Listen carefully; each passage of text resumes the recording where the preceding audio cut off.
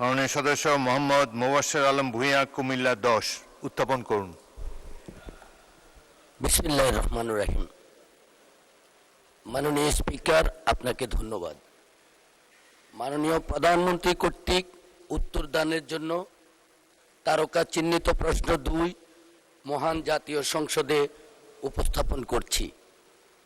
মাননীয় প্রধানমন্ত্রী, অনুগ্রহ করিয়া বলিবেন কি, বিনিয়োগ বাড়ানোর প্রক্রিয়া সহজ করিবার মাধ্যমে দেশি ও বিদেশি বিনিয়োগকারীদের আকৃষ্ট করিবার লক্ষ্যে আপনার সরকার কোনো পদক্ষেপ গ্রহণ করিয়াছেন কিনা এবং করিলে তাহা কি? মাননীয় স্পিকার, আপনাকে ধন্যবাদ। মাননীয় প্রধানমন্ত্রী। ধন্যবাদ মাননীয় স্পিকার। ধন্যবাদ জনাব মোবাশ্বের আলম ভূঁইয়া, মাননীয় সংসদ সদস্য। আপনি যে প্রশ্নটি করেছেন এই প্রশ্নটি অত্যন্ত গুরুত্বপূর্ণ প্রশ্ন। বিশেষ করে স্বৈরাচারের পতনের পরে আমরা আগেও দেখেছি এবং পতনের পরে আমরা আরো পরিষ্কারভাবে দেখতে পাচ্ছি যে কিভাবে দুর্নীতি এবং অর্থ পাচারের মাধ্যমে দেশের অর্থনীতি ব্যবস্থাকে সম্পূর্ণভাবে ধ্বংস করে দেওয়া হয়েছে। মাননীয় স্পিকার, স্বাভাবিকভাবেই দেশকে গড়ে তুলতে হলে অর্থনৈতিক সুশৃঙ্খলা বা ডিসিপ্লিন ফিরিয়ে আনতে হবে এবং একই সাথে দেশে ব্যবসা বান্ধব একটি পরিস্থিতি বা পরিবেশও গড়ে তুলতে হবে। আগামী কয়েকদিন পরে আমাদের বাজেট আমরা উপস্থাপন করব, এই সরকারের প্রথম বাজেট উপস্থাপিত হবে। সেখানেও আমরা চেষ্টা করেছি দেশে যারা ব্যবসায়ী আছেন তাদেরকে, সেটি বিভিন্ন ধরনের ব্যবসায়ী হতে পারেন, ট্রেডারও হতে পারেন অথবা ইন্ডাস্ট্রিয়ালিস্টও হতে পারেন, যেই হন না কেন প্রত্যেকের জন্য এমন সুবিধা তৈরি করা যেখানে মাননীয় স্পিকার তারা সুন্দরভাবে ব্যবসা করতে পারে, কর্মসংস্থানের ব্যবস্থা করতে পারে। সেইভাবেই আমরা চেষ্টা করছি এবারকার বাজেটটি তৈরি করতে। তারই অংশ হিসেবে মাননীয় স্পিকার, বাংলাদেশ সরকার দেশি ও বিদেশি বিনিয়োগকারীদের আকৃষ্ট করার জন্য বিনিয়োগ প্রক্রিয়াকে সহজকরণ করার জন্য বিভিন্ন পদক্ষেপ গ্রহণ করেছে। এ বিষয়ে মাননীয় স্পিকার, বাণিজ্য মন্ত্রণালয় কর্তৃক কতগুলো ব্যবস্থা গ্রহণ বা পদক্ষেপ গ্রহণ করা হয়েছে। যেমন আমদানি ও রফতানি প্রধান নিয়ন্ত্রকের দপ্তর হতে আমদানি রফতানি নিবন্ধন প্রক্রিয়া অনলাইনের মাধ্যমে দ্রুততম সময়ের মধ্যে যাতে প্রদান করা যায় সেই ব্যবস্থা গ্রহণ করা হয়েছে। একই সাথে মাননীয় স্পিকার, বিনিয়োগ বান্ধব পরিবেশ তৈরির জন্য রফতানি নীতি হালনাগাদ করা হয়েছে এবং আমদানি নীতি আদেশ 2026 থেকে 29 হালনাগাদকরণ কার্যক্রম প্রক্রিয়াধীন রয়েছে, যাতে করে বিদেশি বিনিয়োগকারীরা সহজে এদেশে ব্যবসা বাণিজ্য শুরু করতে পারে বা করতে পারে। মাননীয় স্পিকার, রফতানি উদ্দেশ্যে যেহেতু বাংলাদেশের থেকে রফতানি আমাদের যত বৃদ্ধি পাবে, আমরা যেরকম বৈদেশিক মুদ্রা অর্জন করতে পারবো, সেই বৈদেশিক মুদ্রার মাধ্যমে আমরা আরো অনেক বেশি মানুষের জন্য কাজ করতে পারবো। সেজন্য এই মূল্যবান বৈদেশিক মুদ্রা অর্জনের জন্য রফতানির উদ্দেশ্যে আমদানির ক্ষেত্রে অশুল্ক বাধা দূর করার জন্য অনেকগুলো পদক্ষেপ মাননীয় স্পিকার গ্রহণ করা হয়েছে। বন্ডেড এবং নন বন্ডেড সকল প্রতিষ্ঠান সমূহকে এফওসির ভিত্তিতে আমদানির সুযোগের আওতায় আরো সম্প্রসারিত করা হচ্ছে মাননীয় স্পিকার। এর বাইরে মাননীয় স্পিকার, আমদানি সহজকরণ করার লক্ষ্যে মূল্য পরিশোধ পদ্ধতি সহজ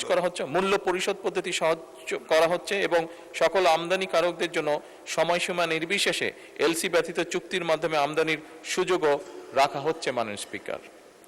বিশ্ব বাণিজ্য সংস্থা WTO চুক্তি বাস্তবায়ন এবং ট্রেড ফ্যাসিলিটেশনের মাধ্যমে বাণিজ্য প্রক্রিয়া দ্রুত এবং স্বচ্ছ করার জন্য আন্তর্জাতিক মানদণ্ড অনুযায়ী বাণিজ্য সহজীকরণের ব্যবস্থা গ্রহণ করা হচ্ছে মাননীয় স্পিকার।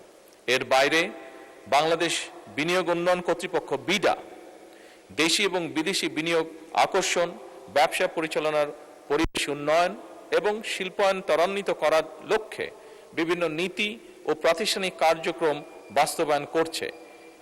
মাননীয় স্পিকার, এর মধ্যে কতগুলো উল্লেখযোগ্য পদক্ষেপ সমূহ এখানে বর্ণনা করা আছে, তবে যেহেতু এগুলো অনেক লম্বা সেই জন্য আমি অনুরোধ করব এই বিষয়গুলো পঠিত বলে গণ্য করা হোক। মাননীয় স্পিকার। মাননীয় সদস্য মোহাম্মদ মোবাশ্বের আলম ভূঁইয়া একটি সম্পূরক প্রশ্ন করতে পারেন। মাননীয় স্পিকার, আপনাকে ধন্যবাদ। আমার প্রশ্নের বিস্তারিত উত্তর দানের জন্য আমি মাননীয় প্রধানমন্ত্রীকে আন্তরিক ধন্যবাদ, কৃতজ্ঞতা জানাচ্ছি। মাননীয় স্পিকার, বিনিয়োগ প্রদান বাধাগুলোর মধ্যে একটি হচ্ছে আস্থার সংকট। বিগত সরকারের আমলে বিদেশি বিনিয়োগকারীদের বিনিয়োগ করতে এসে আমলাতান্ত্রিক জটিলতার কারণে অনাগ্রহ প্রকাশ করে, যার ফলশ্রুতিতে ক্রমানুসারে বিনিয়োগ হ্রাস পায়। দেশি বিনিয়োগকারীগণ ব্যাংকের চড়া সুদের কারণে বিনিয়োগে আগ্রহ হারিয়ে ফেলেছে। মাননীয় প্রধানমন্ত্রীর নিকট আমার প্রশ্ন, বিদেশি বিনিয়োগকারীদের আস্থা ফেরানো এবং দেশীয় বিনিয়োগকারীদের ব্যাংক সুদের হার কমানোর জন্য বর্তমান সরকার কোনো পদক্ষেপ গ্রহণ করিবেন কিনা, করিলে তাহা কি? মাননীয় স্পিকার, আপনাকে ধন্যবাদ। মাননীয় প্রধানমন্ত্রী। মাননীয় স্পিকার, ধন্যবাদ। মাননীয় সংসদ সদস্য, আপনাকে ধন্যবাদ। আপনি গুরুত্বপূর্ণ প্রশ্ন করেছেন একটি। আমরা শুধু বিদেশি বিনিয়োগী যে আকর্ষণ করতে চাইছি তা না, একই সাথে আমরা আমাদের দেশীয় বিনিয়োগকারী যারা আছেন তাদেরকেও আমরা উৎসাহিত করতে চাইছি, এবং ডিরেগুলেশন একটি পদ্ধতি যার মাধ্যমে আমরা এই কাজটি বাস্তবায়ন করতে যাচ্ছি। মাননীয় স্পিকার, এর বাইরেও সুদের হার যেটি বলেছেন, এখানে কতগুলো বিষয় আছে, এই বিষয়গুলো পর্যালোচনা করা হচ্ছে। যদি সম্ভব হয়, অর্থনৈতিক বিভিন্ন সমীকরণ আছে, এই বিষয়গুলো যদি দেখা যায় যে এটি সাহায্য করবে বিনিয়োগ বৃদ্ধি করার ক্ষেত্রে, সেক্ষেত্রে আমরা এটি হয়তো সরকার গ্রহণ করবে। এখন এই ব্যাপারে কোনো কনফার্ম কোনো সিদ্ধান্ত হয়নি মাননীয় স্পিকার। এবং একই সাথে মাননীয় সংসদ সদস্য, আপনাকে বলবো, আপনি যদি যেই ডিটেইল উত্তরগুলো এখানে আছে আপনার সামনে লিখিত অবস্থা আছে, আপনি যদি ওগুলো সবগুলো গো থ্রু করেন তাহলে আপনি সম্পূর্ণভাবে আপনার প্রশ্নের উত্তরগুলো পেয়ে যাবেন। ধন্যবাদ মাননীয় স্পিকার।